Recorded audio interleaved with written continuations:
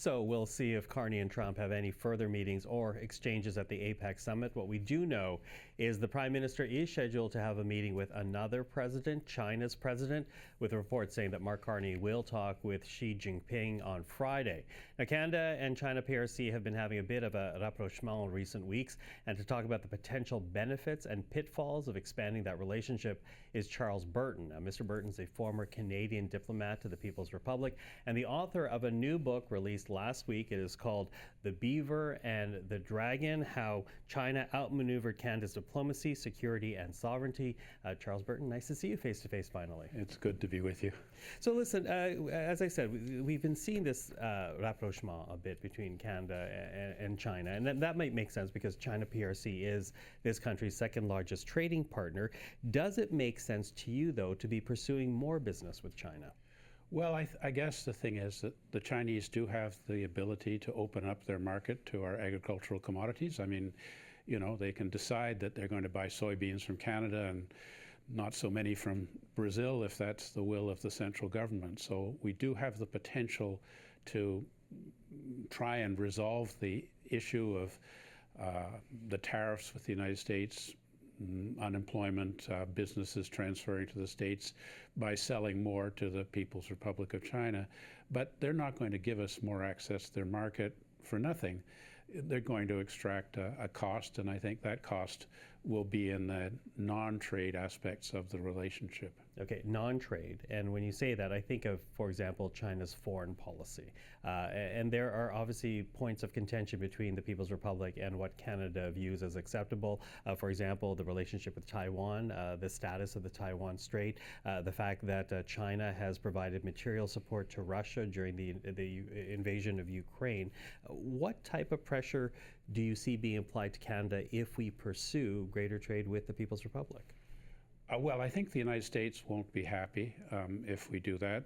Certainly, you know, the Chinese ambassador has said that the crippling tariffs on our canola seeds would be removed if Canada would remove our 100% tariff on the import of Chinese electric vehicles. I have heard that the United States might consider not allowing Chinese EVs into the United States. So if you owned one and wanted to drive it to Florida, you'll be stopped at the border and told, I guess, to walk or something.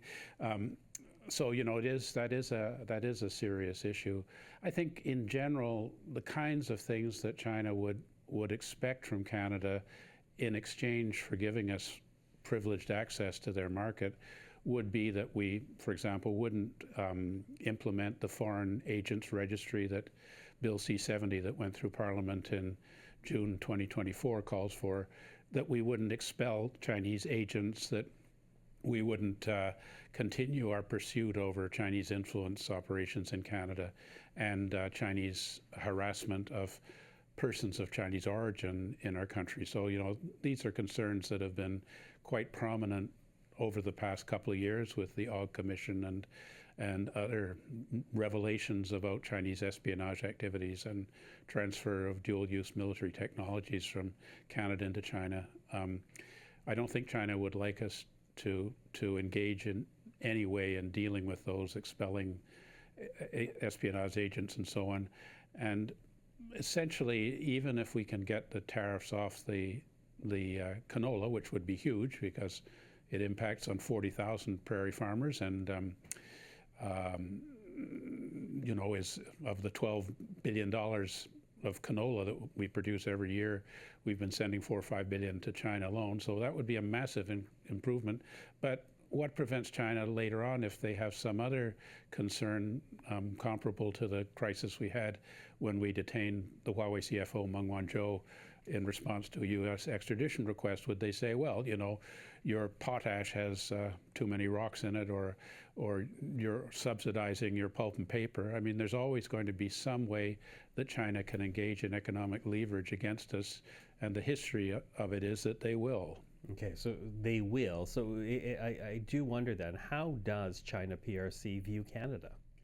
I think they see us as a place far away that could serve China's economic rise by providing natural resources.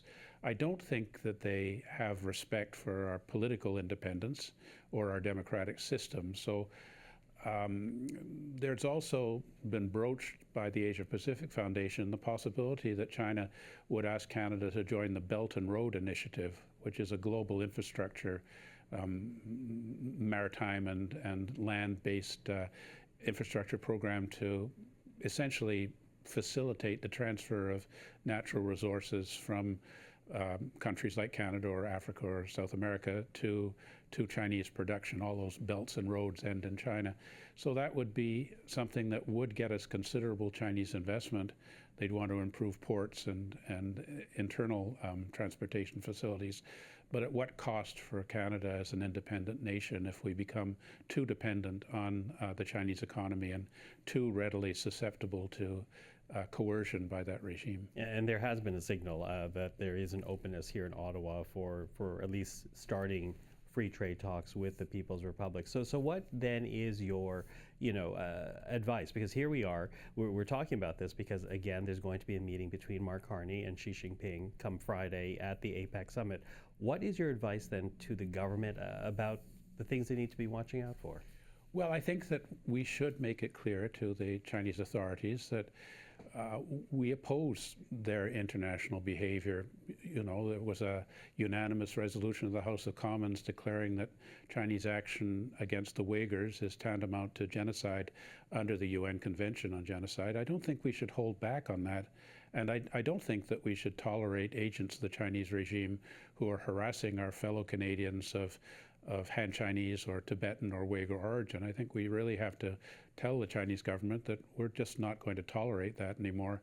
And the espionage, the restrictions that we're giving to Chinese access to certain Canadian labs engaged in sensitive research, or in fact China's desire to mine for critical minerals in our north, or China's activities in the Arctic against infringing on Canadian sovereign borders. I think we have to tell them that we're not going to give way on any of this. But it is possible to sell things that China needs. They need our canola. They need our other agricultural products. And if we can come up with a means of fair, mutually beneficial trade, so be it. But China very rarely doesn't attach non-trade conditions to trade. So it may be difficult for us to engage China in that way. So I think we're better off with the other initiatives that Mr. Carney has undertaken on this trip, the free trade with ASEAN, the negotiations of free trade with the Philippines, the giving Malaysia's Petronas access to developing our liquefied natural gas, and the Trans-Pacific Partnership and more coordination with like-minded countries in Europe. I mean, clearly it's very difficult for us to engage in enduring trustworthy relationships with either China or the United States under current conditions. So I think we have to be seriously looking elsewhere. Charles Burton, I always appreciate the conversation. Thank you for this. The new book is called The Beaver and the Dragon, How China Outmaneuvered Canada's Diplomacy, Security, and Sovereignty. Charles, thank you again.